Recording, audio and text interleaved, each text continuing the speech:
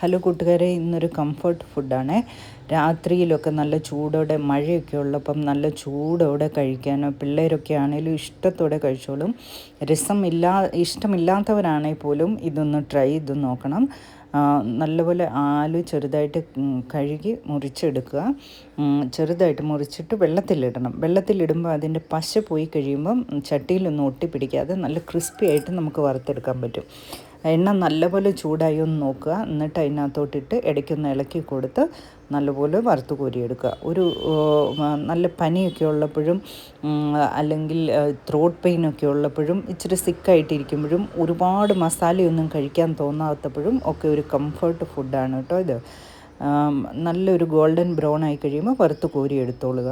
എന്നിട്ട് അതിലോട്ടൊരു ശകലം ഉപ്പും മുളക് പൊടിയും മാത്രം ചേർക്കുക. ഒരു ലേശം മഞ്ഞൾപ്പൊടി, വേറെ ഒന്നും മസാലപ്പൊടി ഒന്നും ചേർക്കേണ്ട. ഉപ്പും മുളക് പൊടിയും മാത്രം ചേർത്താൽ മതി. നല്ല ടേസ്റ്റാണ്. അതിനുശേഷം വറുത്ത എണ്ണയെക്കൂട്ട് ഒരു സ്വല്പം കൂടെ മുകളിൽ തൂവിക്കൊള്ളുക.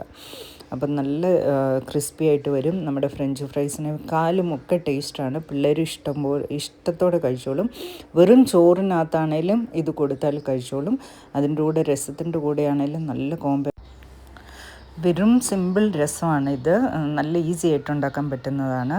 നല്ല ചൂടോടെ കഴിക്കാൻ നല്ല സുഖമുള്ള ഒരു കംഫർട്ട് ഫുഡാണ്. എല്ലാവരും ഒന്ന് ട്രൈ ചെയ്ത് നോക്കണേ.